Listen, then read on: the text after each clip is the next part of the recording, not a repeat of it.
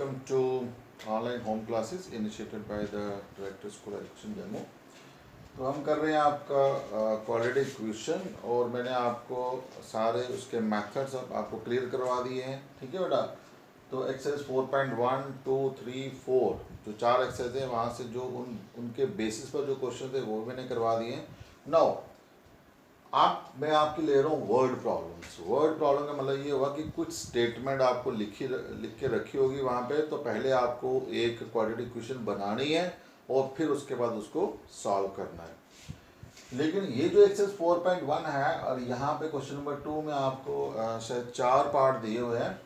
यहाँ पे इस पर्टिकुलरली इस क्वेश्चन के अंदर आपने उसको सॉल्व नहीं करना, आपने सिर्फ इक्वेशन को फ्रेम करना है। ठीक है, क्वाड्रेटिक इक्वेशन तक लेके जाना उसको, भाई ये वाली इसकी क्वाड्रेटिक इक्वेशन बनेगी, उसको आपने सॉल्व नहीं करना है। अगर आप करते हो घर में बैठ के उसको आप करो, आप ज़रूर करो, आप वो ज़्यादा अच्छा आप लोगों के लिए। चलिए स्टेटमेंट में क्या है, जो आपका पहला क्वेश्चन है आपको दे रखा है कि हमारे पास एक रेक्टेंगल है। रेक्टेंगल में क्या होता है बेटा, इसकी अपोजिट साइड्स इक्वल होती है। ठीक है, साथ में इसका दे रखा है एरिया। सो इसका एरिया जो है रेक्टेंगल का वो कितना है, एरिया आ गया दैट इज 528 मीटर का स्क्वायर। ठीक है, एरियाज आ गया 528 मीटर का स्क्वायर। साथ में क्या दे रखा है, जो इसकी लेंथ है, so length of this plot is 1 more than twice its breadth। देखो जब ये अक्सर मैंने देखा कि जो वर्ड प्रॉब्लम होती है ना, बच्चे घबराते हैं उससे, हालांकि ये सबसे आसान यही होती है। ठीक है, आप घबराओ मत, स्टेटमेंट को एक बार पढ़ो यार अच्छे तरीके से क्या कहता है। देखो यहाँ पे उसने लेंथ और ब्रेथ का थोड़ा सा रिलेशन दिया हुआ, इसमें क्या रिलेशन है बस आपको ये पता चल गया ना, लेंथ और ब्रेथ में क्या रिलेशन इस स्टेटमेंट में दिया हुआ है, आपका क्वेश्चन निकल गया समझो। ठीक है, ये एक रेक्टेंगल है और रेक्टेंगल का जो एरिया होता है ये पता है आपको कि लेंथ इंटू ब्रेथ के बराबर होता है। ठीक है, कुछ बेसिक नॉलेज होना जरूरी है। तो लेंथ का एरिया आपको पता चल गया कि लेंथ इंटू ब्रेथ के बराबर है। अब दोनों में इस पर्टिकुलरली क्वेश्चन के अंदर दोनों में उसने क्या रिलेशन क्या डिफाइन किया हुआ है, उसने ये डिफाइन किया हुआ है कि जो लेंथ है, जो ये वाली जो लेंथ है वो ब्रेथ से दुगनी है। पहली कंडीशन दुगनी है, लेकिन उस दुगनी से भी 1 यूनिट ज्यादा है। मान लो कि अगर मैं ब्रेथ को मानता हूं x, ठीक है, सो फिर मेरी लेंथ इससे डबल है, तो डबल का मतलब क्या हो गया 2x, लेकिन 1 यूनिट और ज्यादा है, इसका मतलब और ज्यादा है 1 यूनिट, तो वो आ जाएगा +1। अगर होता कि ट्वाइस और 1 यूनिट कम है तो फिर मैं क्या लगाता है यहाँ पे 2x - 1। ठीक है, लेकिन यहाँ पे क्या उसने पूछा हुआ है, बस ये अगर आपको ये पता चल गया कि इसमें लेंथ और ब्रेथ में क्या रिलेशन उसने वहाँ पे डिफाइन किया हुआ है, आपका क्वेश्चन निकल गया। देखिए आप यहाँ पे सो एरिया आपको दे रखा है, एरिया कितना आ गया 528। ठीक है, सो एरिया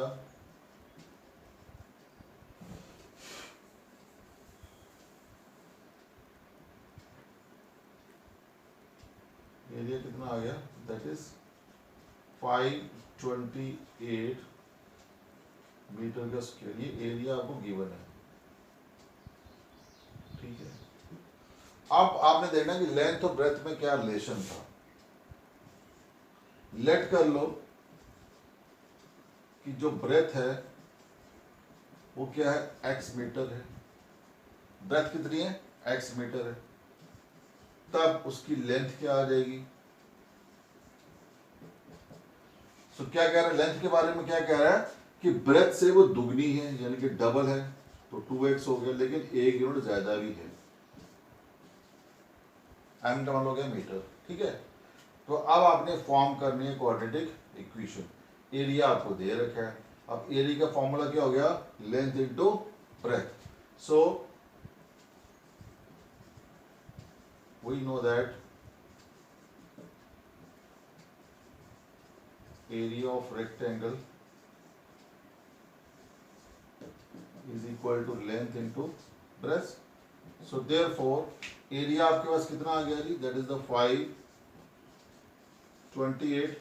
लेंथ आपके पास कितनी आ गई जी, 2x + 1 और ब्रेथ कितना आ गया, x।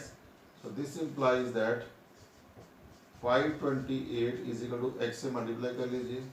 सो 2x square plus x, no इसको आप ले जाओ उस साइड पे, तो 2x square plus x minus 528 is equal to 0। So this is what, आगे क्वाड्रेटिक क्वेश्चन, ठीक है जी। तो it is a quadratic question, बस इतना काम करना है आपने इस क्वेश्चन के अंदर जो उसने पूछा गया हुआ है आपके एक्सरसाइज का जो क्वेश्चन है, ठीक है बेटा। होप कि आपको ये समझ आ गया होगा। चलिए जल्दी से मैं दूसरा ले लेता हूँ इसका पार्ट, क्योंकि 4 पार्ट हैं इसके, मैं चारों ही आपको करवा देता हूँ। स्टेटमेंट से बच्चे अक्सर डरते हैं, तो मैं कुछ कोशिश करूँगा कि आपको सारे पार्ट ही करवा दूँ।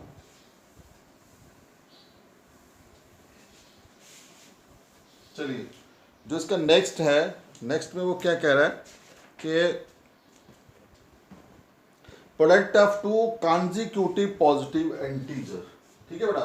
देखो कॉन्जिक्यूटिव इंटीजर्स क्या होते हैं, सो कॉन्जिक्यूटिव पॉजिटिव इंटीजर, ठीक है। जैसे मैं नंबर लाइन ड्रा कर रहा हूँ, ये 0 आ गया, ये 1, ये 2, ये 3, ठीक है। कॉन्जिक्यूटिव मीन्स ये अगर आपने ये लिया तो इसके साथ वाला, फिर इसके साथ वाला, ठीक है बेटा। तो अगर मैं मान लेता हूँ कि एक मैंने लिया x, तो उसके आगे वाला क्या होगा, x + 1, उसके आगे क्या होगा, x + 2, उसके आगे क्या होगा, x + 3, ठीक है। लेकिन कॉन्जिक्यूटिव आपने लेने हैं तो साथ वाला लेना। ये अगर आप ये 2 लोगे तो यही 2 लेने पड़ेंगे, ये नहीं कि आप ये वाला और ये वाला उठा लो, ठीक है। बिल्कुल एक के बाद जो दूसरा आएगा वही लेना पड़ेगा, x और x + 1, ठीक है। अगर आप x + 1 लेते हो तो फिर आपको दूसरा कौन सा लेना पड़ेगा, x + 2। सो यहाँ पे उसने क्या दिया हमें, product of 2 consecutive positive integers. तो लेट कर लो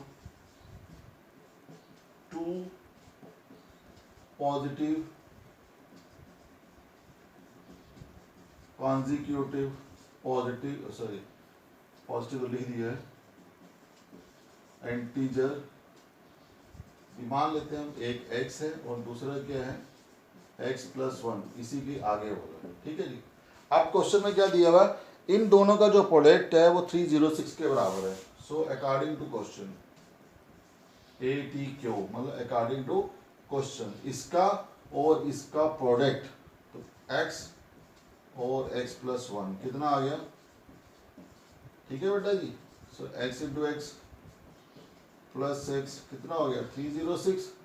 तो ये कितना आ गया, x² + x - 306 = 0। बस यही आपने बनाना है यहाँ पे क्वाड्रेटिक क्वेश्चन, ठीक है। हो गया क्वेश्चन आपका। चलिए जल्दी से मैं आपको तीसरा पार्ट भी इसका समझा देता हूँ।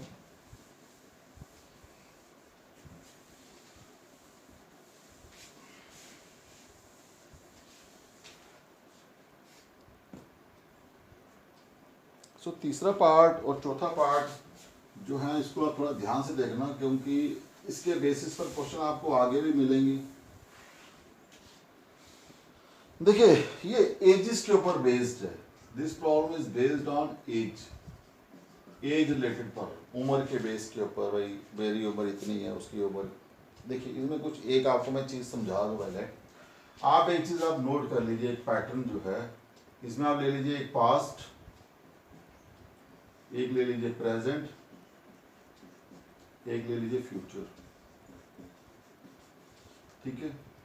अक्सर पूछा जाता है इन क्वेश्चनों के अंदर कि find the present age, find the present age निकालो आप, ठीक है।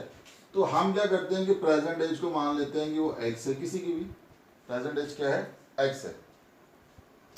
अब देखिए अगर आपने यहां से जाना है आगे, यहां से जाना है आगे, तो आपकी एज प्लस हो जाएगी।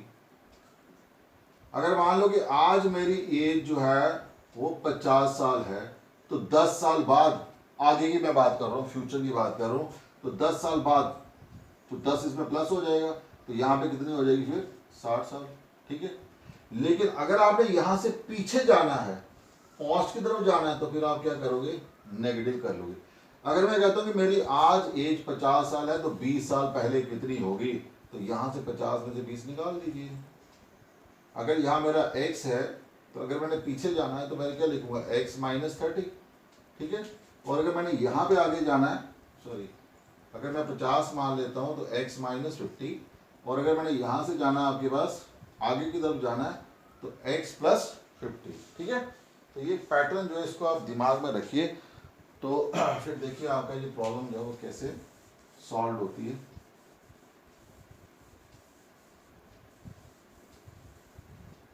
समझ आ गया। अगर आप आगे की मूव करोगे तो प्लस करते जाना, अगर आप यहां से भी मूव करते हो ना पास्ट से प्रेजेंट तो भी प्लस, फिर आगे जाओगे तो भी प्लस, लेकिन जब यहां से बैकवर्ड मूव करना है तो एज फिर माइनस होती जाएगी, ठीक है। जैसे 3 years ago, अब यहाँ पे कुछ, हाँ ये भी बता दूं, यहाँ पे कुछ वर्ड भी ऐसे ऐसे लगेंगे, एगो, बिफोर, इनका मतलब हो गया पहले, इनका मतलब क्या हो जाएगा, पहले, ठीक है। फिर यहाँ पे वर्ड यूज होगा आफ्टर या हैंस या फ्रॉम नो, ये 3 वर्ड, या कुछ और भी देखेंगे अगर आया कोई तो ये 2 अगर कहीं लगे हो, एगो और बिफोर, इसका मतलब आपने पीछे जाना है, माइनस करना है। अगर ये वाले वर्ड आपको दिखते हैं आफ्टर, हैंस, फ्रॉम, नो, तो फिर आप क्या करोगे, उस चीज को प्लस कर दोगे। चलिए ये जो जैसे ये वाला क्वेश्चन है, यहाँ पे दिया है Rohan's mother is 26 year older than him, ठीक है। एक लड़का है रोहन, पहले आप समझ लीजिए, और एक है इसकी मदर, रोहन मदर, ठीक है।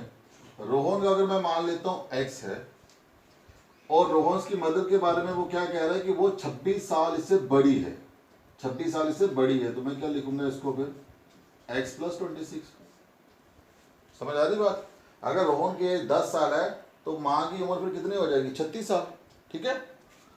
साथ में वो कह रहा है the product of their edges 3 years from now, देखो ये वर्ड आ गया from now, 3 years from now, यानी कि आगे जाना आपने, इसके 3 साल बाद।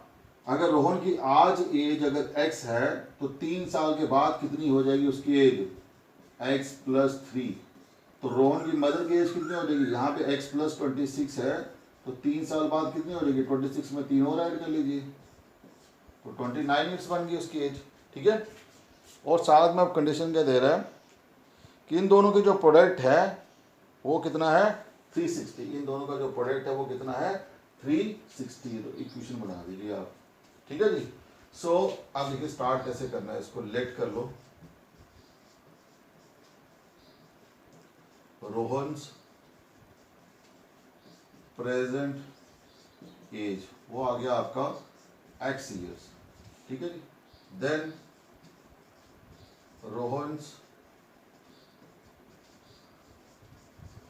मदर्स एज, उसकी मम्मी की एज कितनी हो जाएगी, वो 26 साल उससे बड़ी है, तो कितना हो जाएगा, x प्लस 26 years, ठीक है।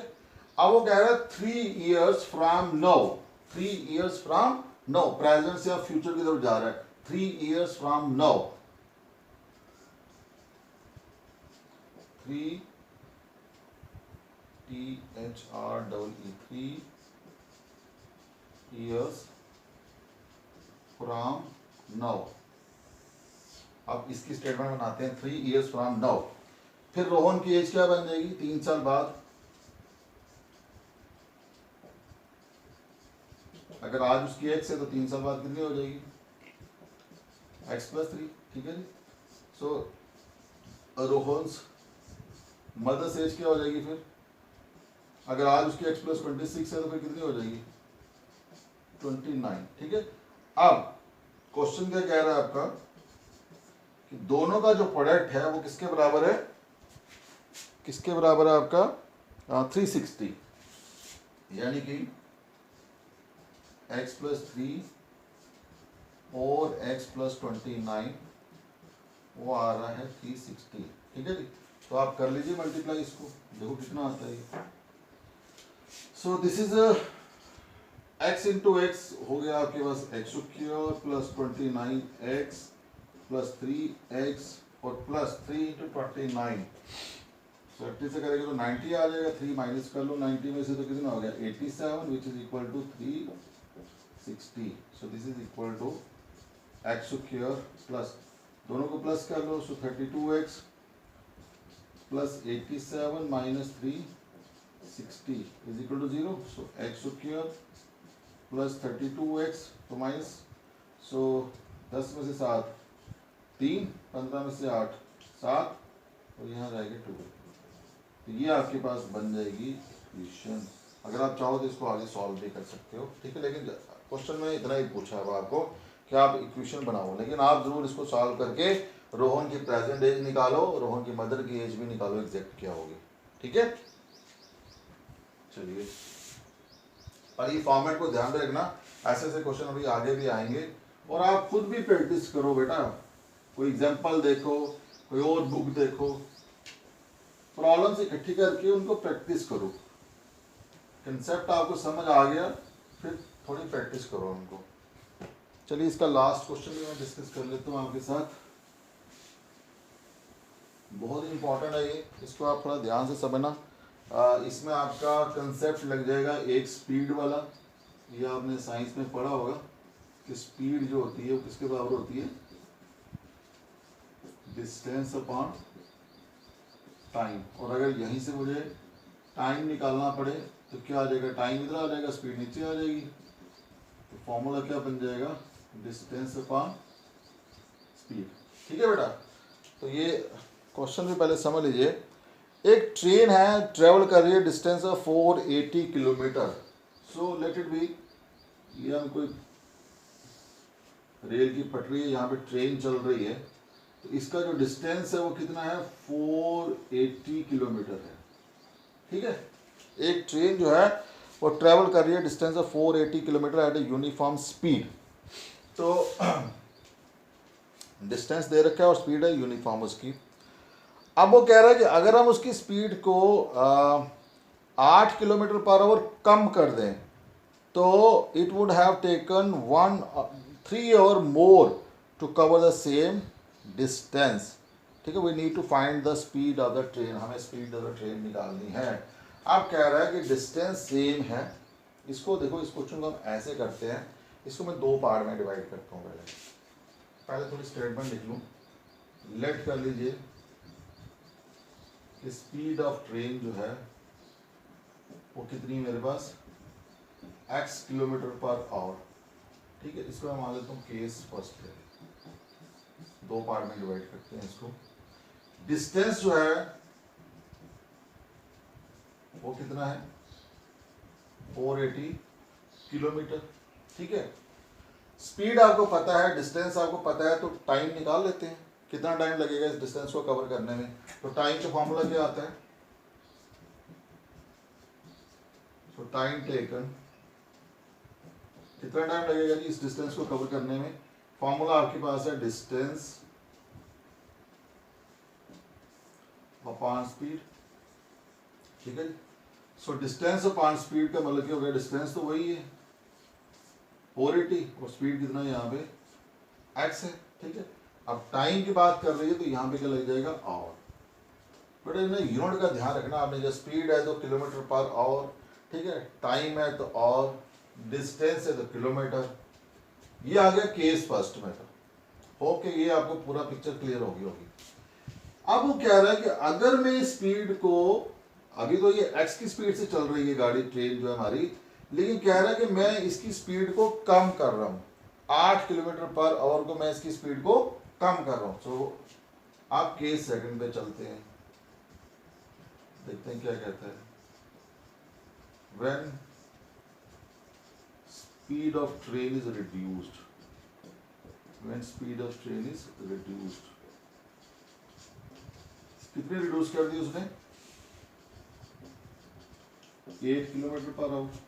अभी किससे चल रही थी वो, x से, अब किससे चलेगी, 8 कम कर लीजिए उसमें से, ठीक है जी। तो फिर नई स्पीड क्या बन जाएगी, सो न्यू स्पीड क्या बन जाएगी उसकी। अभी x से चल रही है तो 8 उसने कम कर दिया, तो नई स्पीड क्या बन गई उसकी x minus 8 kilometre per hour, ठीक है। अच्छा डिस्टेंस तो उतना ही है, उसने ये नहीं बोला कि डिस्टेंस कम या ज्यादा है, डिस्टेंस उसने सेम ही रखा हुआ है। अब इसका भी टाइम निकालते हैं कि ये कितना टाइम लगाएगी। टाइम टेकन फॉर्मूला वही है, डिस्टेंस अपॉन स्पीड। तो डिस्टेंस कितना है यहाँ पे 480 और स्पीड कितनी आ गई इस केस में x माइनस 8। अब क्या कह रहा है कि जब गाड़ी इस स्पीड से चलेगी, इस स्पीड से जब उसने कम कर दी, इस स्पीड से चलेगी, तो ये डिस्टेंस कवर करने में उसको 3 घंटे और लगेंगे, ठीक है। तो अकॉर्डिंग टू क्वेश्चन क्या कह रहा हूं, जब गाड़ी इस स्पीड से चलेगी 480 अपॉन, ठीक है, और जो पहले चल रही थी इससे 3 घंटे और उसको ज्यादा लगेंगे, तो ज्यादा का मतलब हो गया प्लस, ठीक है जी। सो अब देखिए क्या बनेगा, this is 480 upon x minus 8, इसको भी तो ले आओ, minus 480 upon x equal to कितना हो गया 3, ठीक है बेटा। 480 कॉमन है तो ले लो, बाहर अंदर क्या रह जाएगा x minus 8 1 upon x is equal to 3, 480 LCM, ठीक है, x minus x minus minus plus हो जाएगा 8, नीचे देखो क्या आता है x into x, x square minus 8x is equal to 3। अब देखिए ये तो कट गया x और x, ये भी कट जाएगा आपका 3 से कट जाएगा, 3 1 3 एंड 16 3 48 160। तो क्या आया आपके पास बचा ऊपर 160, यहाँ पे क्या रह गया अंदर 8, नीचे क्या रह गया एक्स स्क्वायर माइनस 8x और आगे ये तो 3 को हमने काट दिया, यहाँ पे क्या बचा 1, ठीक है। चलिए बस हो ही गया, समझो इसको 1 से करोगे तो वही आएगा एक्स स्क्वायर माइनस 8x, इसको मल्टीप्लाई कर लो 808 48 ये आपके पास आ गया, this is x square minus 8x minus 128 0 equal to 0, भी लगा दो भाई, ठीक है बेटा। सो ये इस तरीके से आपने जो ट्रेन वाले क्वेश्चन है, यहाँ स्पीड कभी कम कर दी कभी ज़्यादा कर दी, आगे भी देखेंगे कुछ प्रॉब्लम्स और भी होंगी, ठीक है। तो अभी आप इसको प्रैक्टिस करो घर में बैठ के, और 1-2 बार निकालोगे तो आपने आप ये चीज़ें कंसेप्ट भी धीरे धीरे आपके क्लियर हो जाएंगे, ठीक है। सो ये था आपका एक्सरसाइज 4.1 का दूसरा क्वेश्चन। तो आपकी एक्सरसाइज 4.1 कंप्लीट होगी, दिस इज कंप्लीट एक्सरसाइज मैंने करवा दिया आपको। अब मैं लूँगा 4.2 में से जो वर्ड प्रॉब्लम है वो नेक्स्ट लेक्चर में, ठीक है। सो प्लीज़ इसको आप प्रैक्टिस करो and stay safe, stay healthy, okay bye.